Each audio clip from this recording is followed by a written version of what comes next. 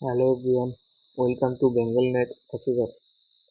আজকে আমরা টিচিং অ্যাপটিটিউডের lecture number 3 level of teaching সম্বন্ধে জানব। ইউজিসি নেট বা ডাব্লিউবিসি বা আসাম স্লেট বলো, বা তোমরা যারা আদার স্টেটে কোনো পরীক্ষা যদি দিয়ে থাকো, যেমন ইউপি, মহারাষ্ট্র, তাহলে তোমরা দেখবে যে প্রত্যেকটা পরীক্ষায়, যে পরীক্ষাগুলোতে পেপার 1 থাকে, টিচিং অ্যাপটিটিউড থাকে, সেখানে লেভেল অফ টিচিং থেকে কিন্তু প্রশ্ন আসেই আসে। লেভেল অফ টিচিং এমন একটা ইউনিট, এমন একটা সাব ইউনিট যেখান থেকে ইউজিসি নেট বহুবার প্রশ্ন করেছে এবং ভবিষ্যতেও করবে। তোমরা যদি বিগত সালের প্রশ্ন দেখো তাহলে দেখবে এই লেভেল অফ টিচিং থেকে অনেক প্রশ্ন কিন্তু এসেছে।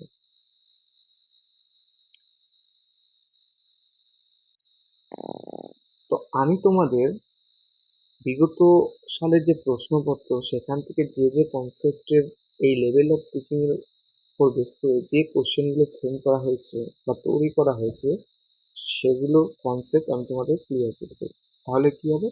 তাহলে তোমাদের প্রশ্ন, তাহলে তোমরা যখন লেভেল অফ টিচিং সম্বন্ধে কোনো প্রশ্ন পরীক্ষায় তোমরা দেখতে পাবে, তখন তোমরা সেটাকে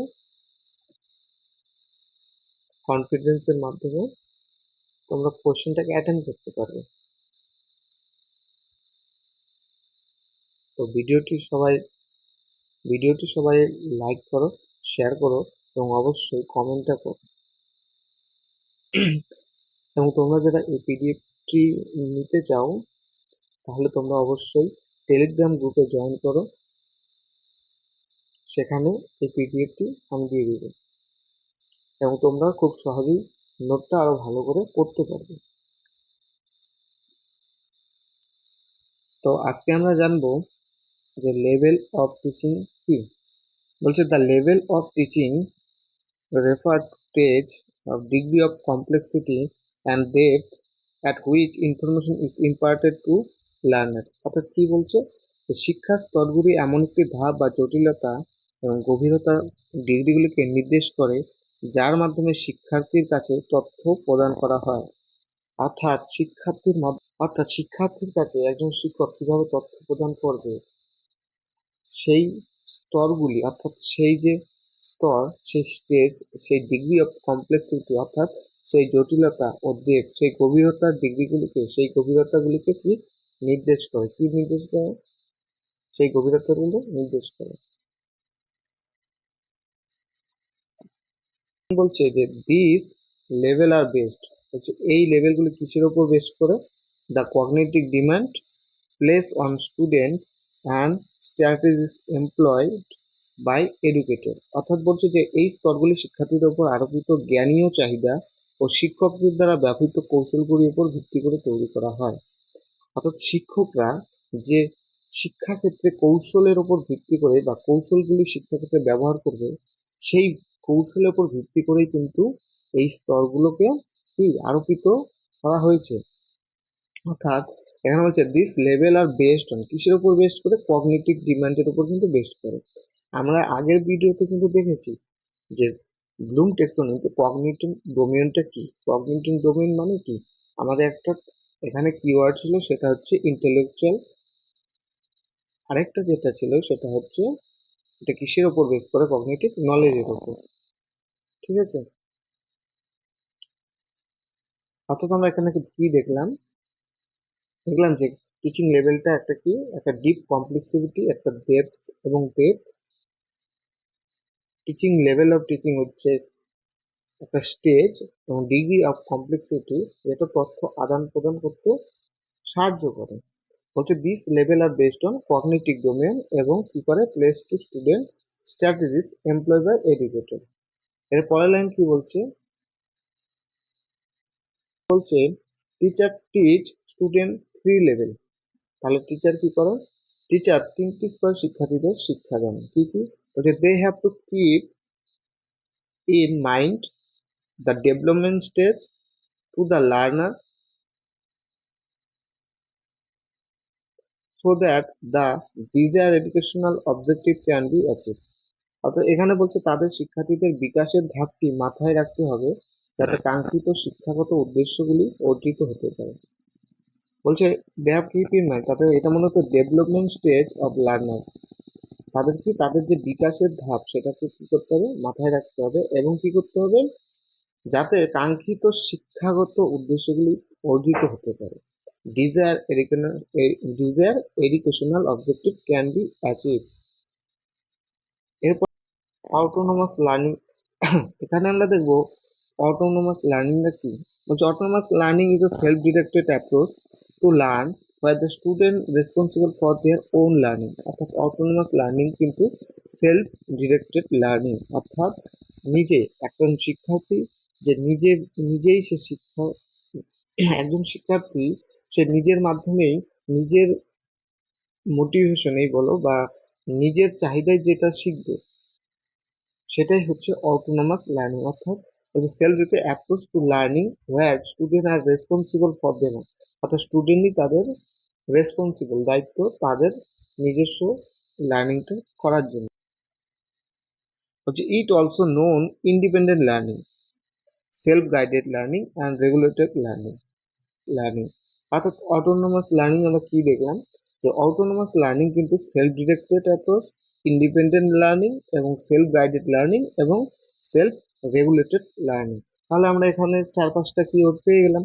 তাহলে আমরা যখন অটোনোমাস থেকে কোনো কোশ্চেন আমরা পরীক্ষাতে দেখতে পাবো, সেখানে আমরা কি দেখতে পাবো, সেখানে কিন্তু অবশ্যই সেলফ ডিরেক্টেড মেনশন করা থাকবে, সেখানে না হয় ইন্ডিপেন্ডেন্ট লার্নিং মেনশন করা থাকবে, সেখানে না হয় আমরা সেলফ গাইডেড দেখবো, না হলে সেলফ রেগুলেটেড লার্নিং দেখবো। এর থেকে কিন্তু বাইরে এর মধ্যে থেকে কোশ্চেনটা ঘোরাফেরা করবে। তো আমাদের যখন অটোনোমাস লার্নিংটা পড়বো, তাহলে আমাদের এই 4-5টা কিওয়ার্ড যখন আমরা জানবো, তখন আমার জিনিসটা সোজা হয়ে যাবে, ইজি হয়ে যাবে, কোশ্চেনটা আমরা তখন ইজিলি করতে পারবো। যে লেভেল অফ টিচিং কি কি, তো এখানে আমরা 4টে লেভেল অফ টিচিং দেখতে পাচ্ছি। তো প্রথমে যে লেভেল অফ টিচিংটা আছে সেটা হচ্ছে অটোনোমাস লেভেল অফ টিচিং, অর্থাৎ যেটা আমরা পড়লাম।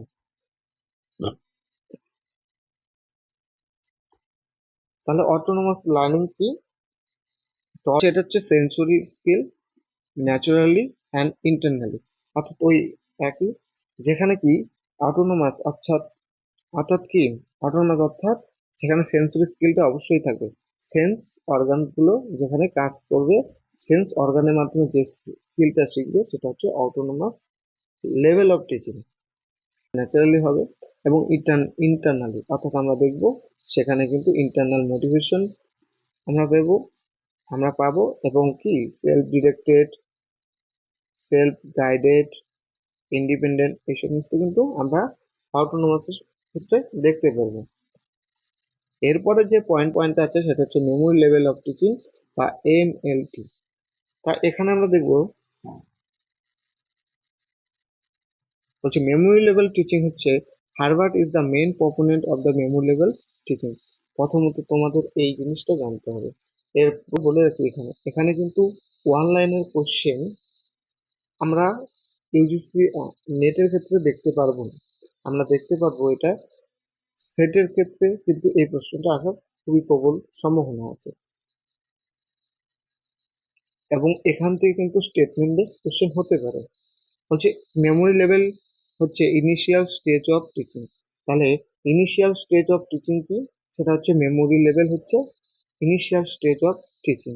বলছে the teaching and learning process basically similar the teaching and learning process basically stimuli and response in MLT। অর্থাৎ MLT হলে কি হবে, যে টিচিং লার্নিং প্রসেস সেটা হচ্ছে স্টিমুলাস এবং লার্নিং অর্থাৎ এস আর প্রসেসের মাধ্যমে হবে। ঠিক আছে, এরপর যে পয়েন্টটা দেখবো সেটা হচ্ছে evaluation system mainly include oral, written and easy type of examination. অর্থাৎ এখানে যে এভুলেশন একটা স্টুডেন্টের একটা শিক্ষার্থীতে যে এভুলেশনটা হবে সেটা কিসের মাধ্যমে হবে, সেটা হচ্ছে ওরাল, রিটেন এবং ইজি টাইপ অফ এক্সামিনেশন মাধ্যমেই হবে। মেমোরি লেভেল টিচিং এর ক্ষেত্রে যে রুট ওয়ার্ডটা সব থেকে বেশি জানা প্রয়োজন সেটা হচ্ছে এই তিনটে রুট ওয়ার্ড। কি কি? Retention, recall and rapidity in learning. অর্থাৎ লার্নিং এর ক্ষেত্রে কি করতে হবে? মেমোরি লেভেলে রিটেনশন করতে হবে, রিকল করতে হবে এবং র্যাপিডিটি প্রয়োজন। এবং এখানে আরেকটা পয়েন্ট সেটা হচ্ছে থটলেস, অথরিটি, চার্মিং, এবং এই পয়েন্টটা খুবই গুরুত্বপূর্ণ, fat and figure. Memory level teaching এর সাথে কি হবে? ফ্যাক্ট থাকবে এবং ফিগার থাকবে। এটা কিন্তু সবাই ধ্যান রাখবেন। রোল ইজ প্যাসিভ, অর্থাৎ এখানে স্টুডেন্ট হচ্ছে ডিপেন্ডেন্ট।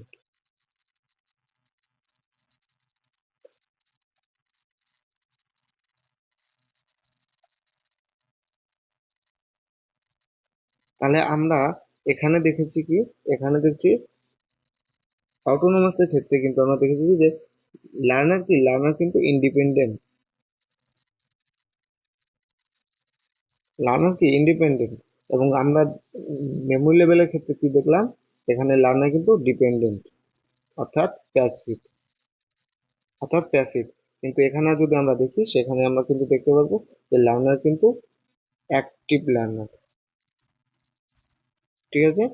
এরপরে এরপরে যে আমরা লেভেল অফ টিচিংটা দেখবো সেটা হচ্ছে understanding level of teaching. Understanding level of টিচিংটা কি, বা ইউএলটিটা কি? তো প্রথমে আমরা দেখবো না, এর প্রোপোনেন্ট হচ্ছে মরিসন। মরিসন হচ্ছে এর proponent. Understanding understanding level of teaching এর ক্ষেত্রে যেটা আমাদের যে কি পয়েন্টটা আমাদের মনে রাখতে হবে সেটা হচ্ছে কনসেপ্ট এবং রিলেশনশিপ। অর্থাৎ আমরা এখানে কি করব? এখানে কিন্তু আমরা অর্থাৎ এখানে আমরা দেখব যে থটফুল, এখানে থটফুল থাকবে। কিন্তু আমরা কি দেখেছি? এখানে কিন্তু আমরা দেখেছি যে মেমোরি লেভেলের ক্ষেত্রে কিন্তু থটফুলনেস, অর্থাৎ সে কিন্তু নিজস্ব যে থট সেটা কিন্তু সেই ভাবনাটা তার আসে না মেমোরি লেভেল টিচিং এর ক্ষেত্রে। কিন্তু আমরা আন্ডারস্ট্যান্ডিং লেভেলের টিচিং এর ক্ষেত্রে কিন্তু আমরা থটফুলটা দেখতে পাচ্ছি। এবং এখানে অবশ্যই টিচার এবং স্টুডেন্টের মধ্যে ডেমোক্রেটিক নেচার থাকবে, লার্নার সেমি অ্যাক্টিভ থাকবে। অর্থাৎ এখানে টিচার এবং স্টুডেন্টের একটা কি, একটা ডেমোক্রেটিক নেচার থাকবে। অর্থাৎ টিচার টিচার এবং স্টুডেন্টের রোল, দুজনই রোলে কিন্তু প্রয়োজন আছে। এখানে আমরা এখানে আমরা দেখব যে মেমোরি প্লাস ইনসাইট এবং জেনারেশন প্রিন্সিপাল ইন্টেলেকচুয়াল বিহেভিয়ার। অর্থাৎ আমরা এখানে আন্ডারস্ট্যান্ডিং লেভেলে আমরা একটা শিক্ষার্থীর কি দেখব? ইন্টেলেকচুয়াল বিহেভিয়ার দেখতে পারবো। এরপরে যে পয়েন্টটা আছে সেটা হচ্ছে রিফ্লেকটিভ লেভেল অফ টিচিং। এই লেভেল এই রিফ্লেকটিভ লেভেল অফ টিচিংটা টিচিং অ্যাপটিটিউডের ক্ষেত্রে লেভেল অফ টিচিং থেকে যেগুলি প্রশ্ন আসে তার মধ্য থেকে রিফ্লেকটিভ লেভেল অফ টিচিং থেকে কিন্তু সব থেকে বেশি প্রশ্নটা আসে। প্রথম বলে রাখি, এর যে প্রোপোনেন্ট সেটা কিন্তু হান্ট। এর প্রোপোনেন্ট হচ্ছে হান্ট। এটা হচ্ছে এটা হচ্ছে মোস্ট থটফুল। আমরা যে মেমোরি লেভেল অফ টিচিং এ কিন্তু আমরা থটলেসফুল দেখতে পেয়েছি, থটলেস দেখতে পেয়েছি। মেমোরি লেভেল টিচিং আমরা থটলেস দেখতে পেরেছি এবং আন্ডারস্ট্যান্ডিং লেভেলে আমরা থটফুল দেখতে পেয়েছি। কিন্তু এখানে রিফ্লেকটিভ লেভেলে কি হবে? রিফ্লেকটিভ লেভেল অফ টিচিং এ কিন্তু আমরা মোস্ট থটফুল জিনিসটা দেখতে পাচ্ছি। এখানে আমরা দেখতে পারবো যে প্রবলেম সলভিং, ক্রিটিক্যাল থিঙ্কিং। অর্থাৎ সব থেকে গুরুত্বপূর্ণ যে পয়েন্টটা সেটা হচ্ছে প্রবলেম সলভিং এবং ক্রিটিক্যাল থিঙ্কিং। আমরা আন্ডারস্ট্যান্ডিং লেভেলে কি দেখেছি? আন্ডারস্ট্যান্ডিং লেভেলে আমরা ইন্টেলেকচুয়াল বিহেভিয়ার দেখি, কিন্তু ইন্টেলেকচুয়াল বিহেভিয়ার দেখেছি, কিন্তু সেখানে কিন্তু প্রবলেম সলভিং এবং ক্রিটিক্যাল থিঙ্কিং কিন্তু আমরা দেখতে পারিনি। কিন্তু রেফ্লেক্টিভে আমরা কি দেখতে পারবো? প্রবলেম সলভিং, ক্রিটিক্যাল থিঙ্কিং দেখতে পারবো। হচ্ছে হাইয়েস্ট লেভেল অফ টিচিং, এখান থেকে কিন্তু প্রশ্নটা আসে। প্রশ্ন তোমাকে দিয়ে দিবে যে হাইয়েস্ট লেভেল অফ টিচিং কি, তখন তোমার কিন্তু রেফ্লেক্টিভ টিচিং অপশনে যেটা থাকবে সেটা তোমাকে করে রাখতে হবে। এরপরে যে টাইসিফায়ার, টিচার ফ্যাসিলিট, এই প্রশ্ন, এই পয়েন্টটাও খুব, এইখান থেকে এইটার উপর বেস করে কিন্তু অনেক প্রশ্ন এসেছে।